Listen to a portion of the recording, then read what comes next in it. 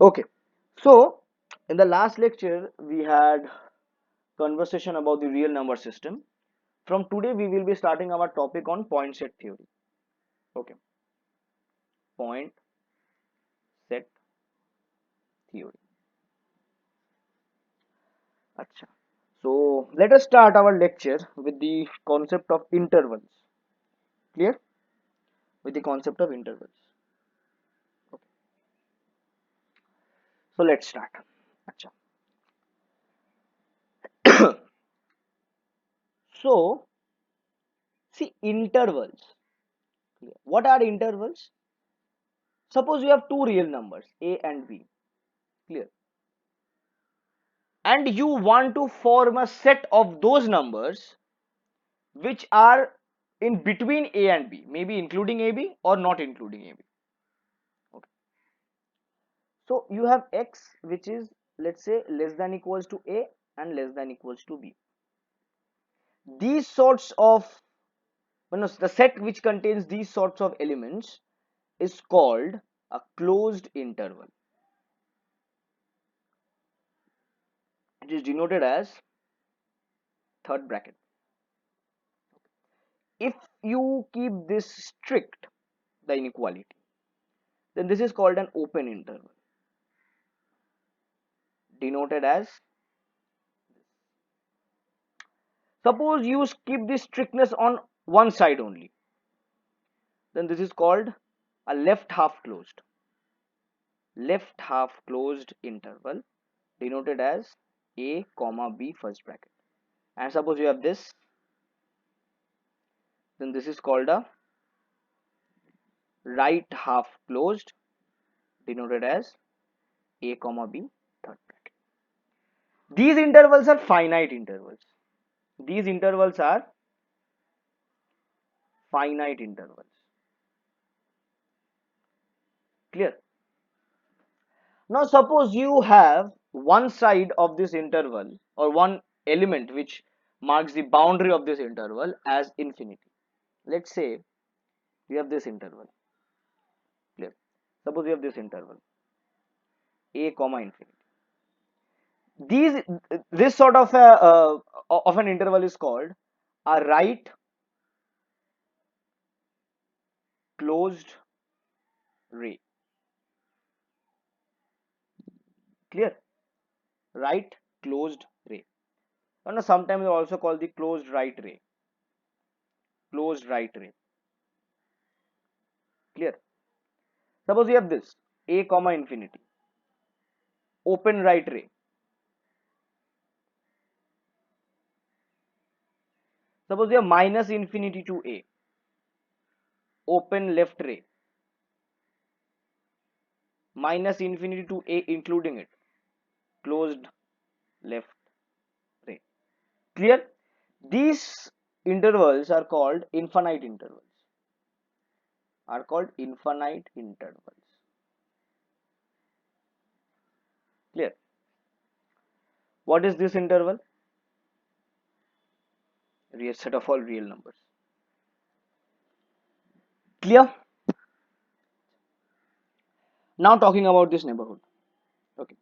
So this is interval. This is the concept of interval. Now what we are going to talk about neighborhood. Okay. Neighborhood of a point. Clear? Neighborhood of a point. So a pretty conceptual topic, but we need to understand it properly. Clear? These intervals depict real numbers. Okay. These intervals depict real numbers. Got it? So let me make it very clear that intervals depict real numbers. All real numbers in between the two endpoints. Clear? Got it? Now, what is an interval? What is a neighborhood of a point? What is meant by a neighborhood of a point?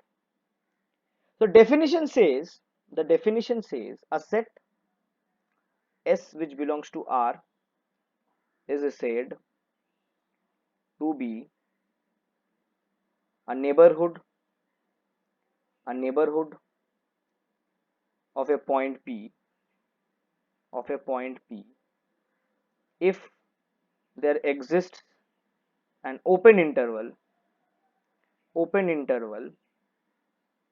let's say V, such that A belongs, sorry, P belongs to V and V is contained in S. Concept clear? P belongs to V and V is contained in S. Got it? This is the definition of open interval. For example, let's say we have this S as this open interval 1 4. So this is surely a subset of R. Let's say P is equals to 2. Let's say P is equals to 2. So if we plot this on a number line, what we have basically? So this is, let's say, 1. This is, let's say, 4. You have an open interval, so we mark it like this. Let's say here is 2. Now carefully notice this. See, we can take any number in between 1 and 2. For example, we take this number as 1.3, and here we take between 2 and 4, say 3.8. So this is an open interval 1.3 and 3.8, because 1.3 and 3.8 both belong to real numbers, right? And 2 belongs to this open interval. Moreover, this open interval is contained in 1 4 open interval, right? This is contained in this open interval 1 4. Therefore 1 4 is a neighborhood. NBD means neighborhood of 2. Clear? You can compare this to a practical life. Okay, consider this interval 1 4 as your locality, number 2 as yourself. So these numbers are basically, you are residing in a locality, so that becomes your neighborhood, right? The place around you becomes your neighborhood. These numbers become your neighbors. Okay, so you can, kind of compare this to practical life. Acha. Acha. So this is an example of a neighborhood. We can take numerous examples of these types. For example, we have this set. Let's say we have um, say R. Every set is a subset of itself. As R is also a subset of itself, so we can take S as R. Right? We can take any number from R. Let's say 1.667 as an element. So this is R. This is just an understanding. So this is R, right? This is infinity. This is minus infinity. You have 1.667. Let's say here. So you can take any interval, right? You can take, say, this is minus 2.41. This is 6.2. So this interval minus 2.41 to 6.2, 1.667 belongs to this interval, and this interval is also contained in this R. So R is a neighborhood of 1.667. Every element in R, is basically a neighborhood of every element in it. Real numbers are neighborhoods of every element in it. Clear? Got it? This much. Acha. Now let us see an example that when can we not call some set as a neighborhood of a point in it. Clear? See it carefully. Suppose we have this set A as the set X, which belongs to the set of rationals, such that 1 is less than equals to X less than equals to 4. Okay. So X are all rational numbers between 1 and 4. Clear? Let's say take X is equals to 2, or let's say P is equals to 2. Okay, P is equals to 2. Now you can take any open interval which contains 2. Let's say you take this open interval from 1 to 3. This is an open interval which contains 2. But will this open interval be a subset of A? This open interval will not be a subset of A, because this open interval also contains irrational numbers. These open intervals also contain irrational numbers, which are not contained in A, because A is a set of all rational numbers. Therefore, this subset condition is not being verified. So A is not a neighborhood of 2. I guess this portion is clear. Okay. This is the concept of neighborhood. Now let us talk about a very important thing which is called the epsilon neighborhood of a number. What? An epsilon neighborhood. Epsilon neighborhood. Clear? Very, very important. I had, a conversation about this particular topic in one of my lectures, but I had just defined it. I had not explained that. So what is an epsilon neighborhood? Epsilon neighborhood is denoted as this: V epsilon A. This means the epsilon neighborhood of A. Okay. So epsilon neighborhood basically means V epsilon A is the set of all x belongs to R such that mod of x minus A is less than epsilon. Mod of x minus A is less than epsilon for all epsilon greater than 0. Clear? For all epsilon greater than 0. Got it? So basically what does this indicate to? So let us just see this particular thing. See, mod of x minus A less than epsilon, what does that mean? This means that minus epsilon less than x minus A less than epsilon. So A minus epsilon less than x less than A plus epsilon. So this basically gives us an open interval A minus epsilon to A plus epsilon, and this interval is only what we call as the epsilon neighborhood of A. Clear? This interval is what we call the epsilon neighborhood of A. Okay. Suppose we take S as A minus epsilon to A plus epsilon open interval. Okay. Every set is a subset of itself. Right. So A belongs to S, which is further contained in S. So S becomes uh, a neighborhood of A. These sorts of neighborhoods are called epsilon neighborhood. Epsilon neighborhood of a point A. Got it? Clear? What we mean by this statement is very easy to understand. Suppose we have this number line, let's say we have this point A. So we move backwards from A by epsilon. So this is A minus epsilon. We move forward by epsilon. We have A plus epsilon. This interval is what we call the epsilon neighborhood. Is this understandable? Epsilon neighborhood of A. Clear? Got it?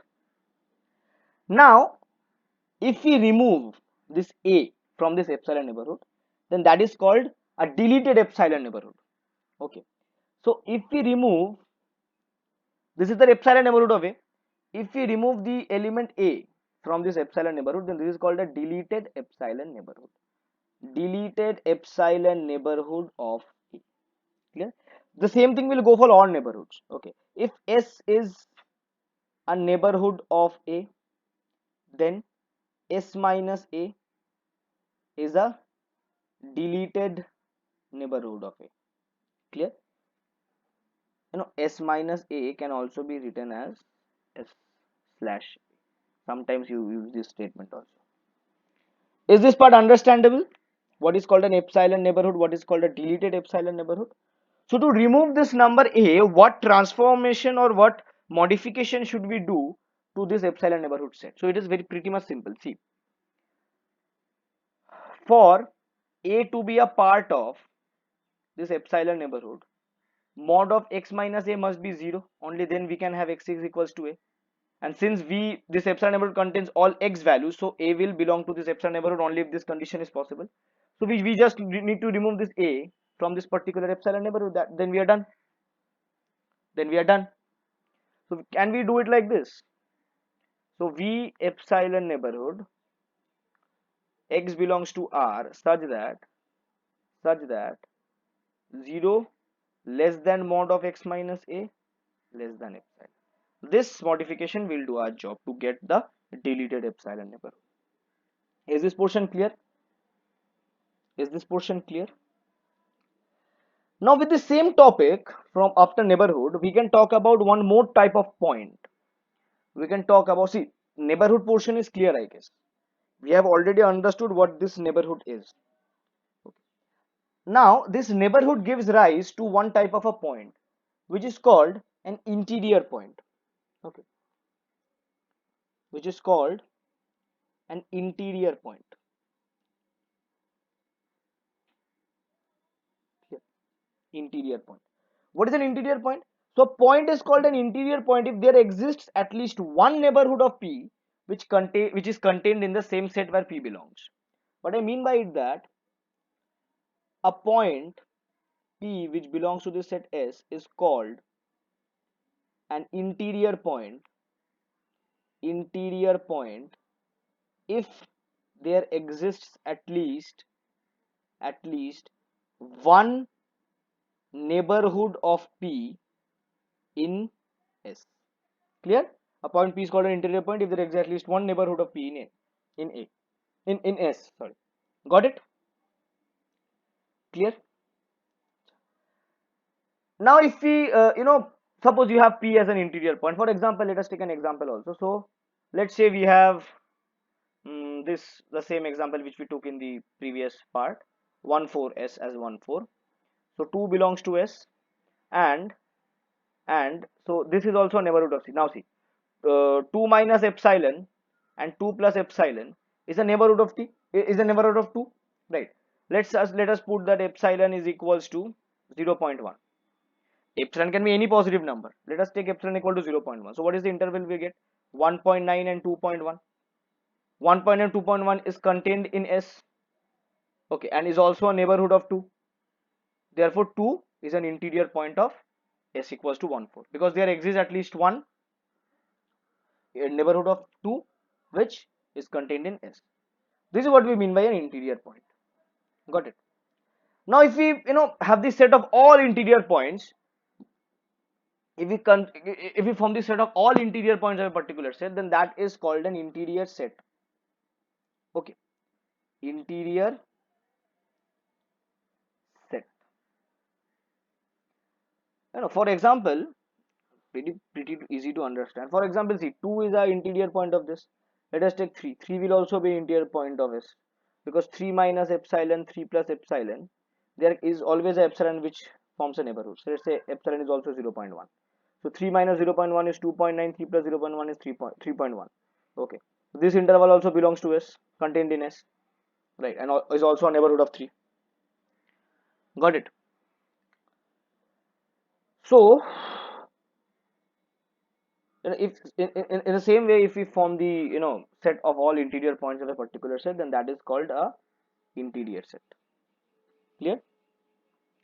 If you have an open set, then all points in the open set are interior points. Okay, which I just meant to say here. If you have an open set has all its elements or points as interior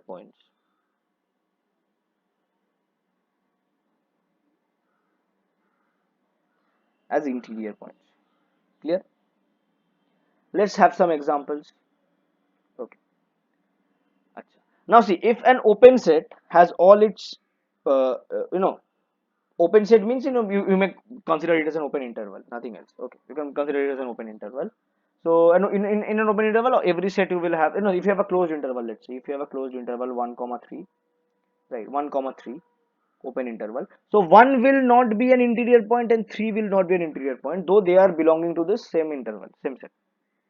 Clear? Because 1 minus epsilon is not belonging to this particular interval. Clear?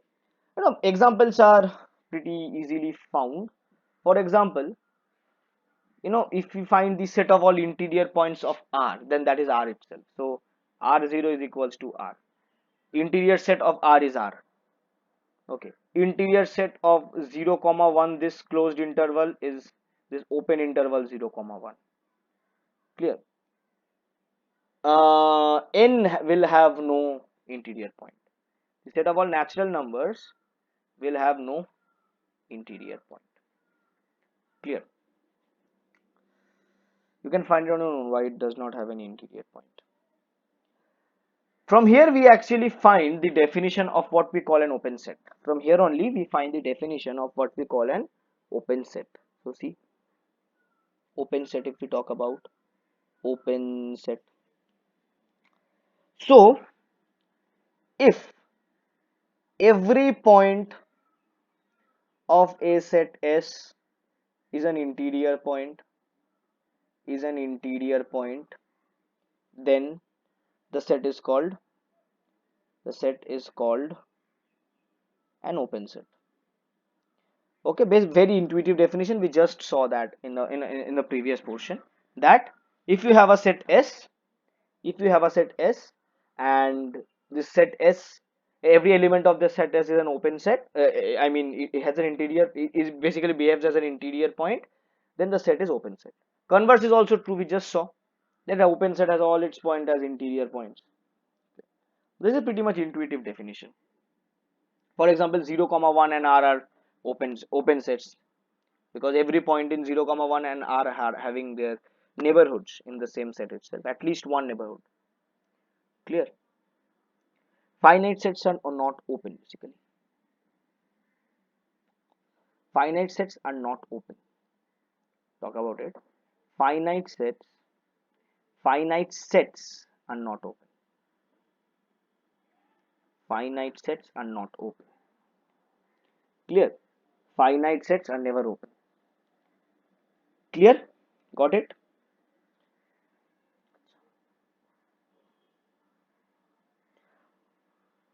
So this much is clear, I guess. Now there are two theorems regarding this particular concept of open sets. One is that the union of all open set is also an open set, and the intersection of all open set is also an open set. The first theorem says that union of all open set is open set. How can we prove this? Proving it is pretty much easy. Suppose you have S as the union of I belongs to N S I, okay, where Si is basically an open set, okay. And now let's say X belongs to this set S. So basically that implies that X belongs to Si for some I belongs to set of all natural numbers. Let's say that we contain we take this set of natural numbers as the indexing set. Let's say. So what does that mean? So if X belongs to Si and Si is an open set, so X minus epsilon and X plus epsilon also belongs to Si. Okay. For all epsilon greater than 0. Since open set means key, every element works as an interior point. Clear?